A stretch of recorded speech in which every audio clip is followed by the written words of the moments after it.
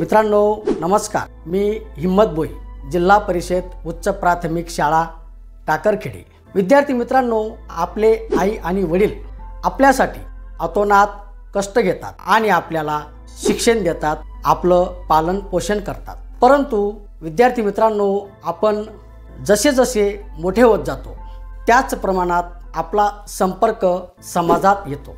त्यावेळेस आपल्याला आई वडिलांनी लहानपणी जे जे काही शिकवलेले असते, आपल्याला विविध प्रकारचे मार्गदर्शन केलेले असते। परंतु आपण मोठे झाले की आपण कधी कधी नकळत आई वडिलांना एखाद्या सूचनेबद्दल, एखाद्या गोष्टीचं मार्गदर्शनबद्दल उत्तर देतो, मला हे सगळं माहीत आहे पप्पा, आई, तुम्ही मला काहीच सांगू नका।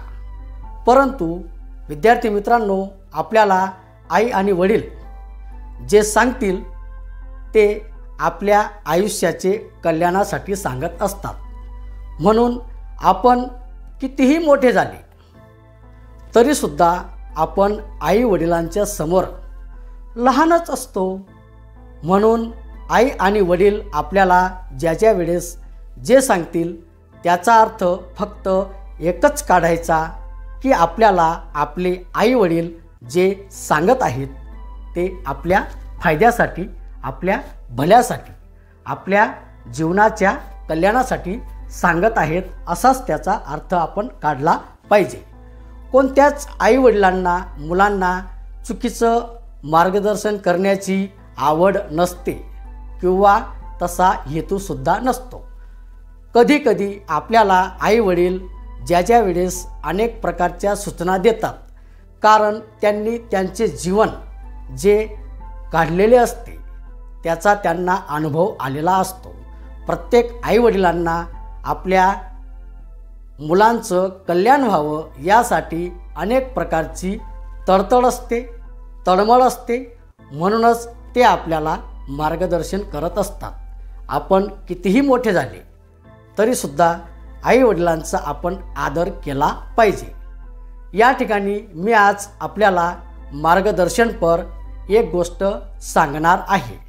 ती आपण जर लक्षपूर्वक ऐकली तर आपण निश्चितच आपल्या आई वडिलांवर प्रेम करणार, आदर करणार आणि जीवनात तुम्ही जे ठरवणार त्याच्यामध्ये तुम्हाला यश प्राप्त झाल्याशिवाय राहणार नाही।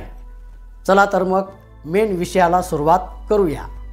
विद्यार्थी मित्रांनो, आपल्याला वडिलांची जागा याविषयी मी आपल्याला काही महत्त्वाच्या टिप्स सांगणार आहे। जर तुम्ही या टिप्स अतिशय मनापासून ऐकल्या तर समजा तुमचं जीवनाचं कल्याण झालं। चला तर मग ऐकूया। वडिलांची जागा। वडिलांच्या रागाला सहन करायला शिका तरच तुम्ही लायक व्हाल।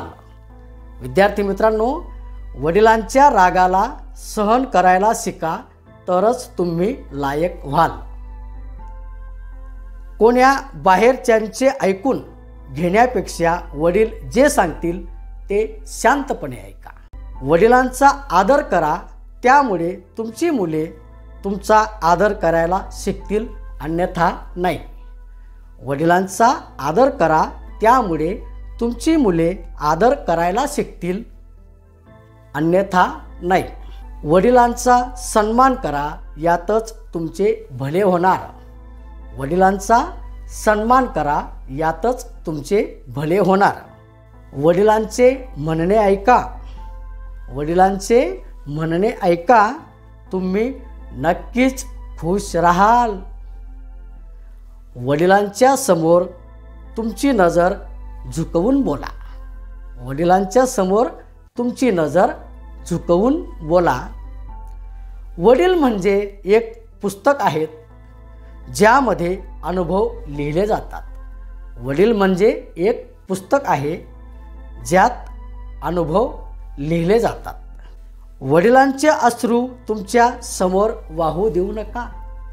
वडिलांचे अश्रू तुमच्या समोर वाहू देऊ नका.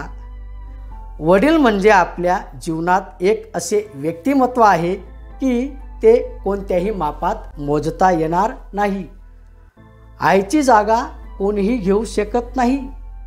आईची जागा कोणीही घेऊ शकत नाही. पण बाप तो बापच असतो. पण बाप तो बापच असतो. आईच्या पायाखाली स्वर्ग आहे, पण बाप त्या स्वर्गाचे दरवाजे असतो. विचार करा, जर हे दरवाजे उघडले नाहीत, जर हे दरवाजे उघडले नाहीत तर स्वर्गात प्रवेश कसा मिळवाल? तर स्वर्गात प्रवेश कसा मिळवाल?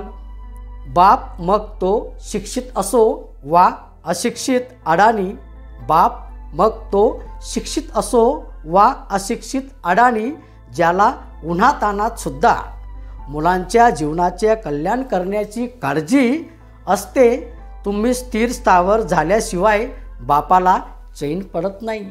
तुम्ही स्थिर स्थावर झाल्याशिवाय बापाला चैन पडत नाही. वडील रागीट असो वा व्यसनी, वडील रागीट असो वा व्यसनी, पण आपल्या मुलांना प्रेम करण्यात तो कधीच कमी पडत नाही. वडील रागीट असो वा व्यसनी, पण आपल्या मुलांना प्रेम करण्यात तो कधीच कमी पडत नाही. रागावलेला बाप शांत झाला की त्याचा जीव मुलाला पाहण्यासाठी कासावीस होतो. रागावलेला बाप शांत झाला की त्याचा जीव मुलाला पाहण्यासाठी कासावीस होतो. हे बाप झाल्याशिवाय कळतच नाही. हे बाप झाल्याशिवाय कळतच नाही. लक्षात ठेवा मित्रांनो, लक्षात ठेवा, सूर्य आगीचा गोळा आहे. लक्षात ठेवा, सूर्य आगीचा गोळा आहे.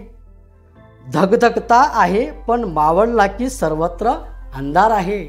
धगधगता आहे पण मावळला की सर्वत्र अंधार आहे. म्हणूनच म्हणतो, बाप बापच असतो.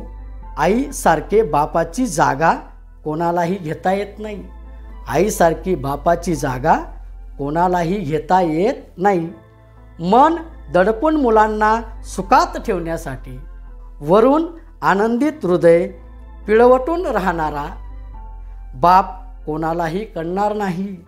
वरून आनंदित आणि हृदय पिळवटून राहणारा बाप कोणालाही कळणार नाही. ज्याने बापाचे काळीज दुखावले, ज्याने बापाचे काळीज दुखावले तो आयुष्यात कधीच हसत नाही. ज्याने बापाचे काळीज दुखवले तो आयुष्यात कधीच हसत नाही.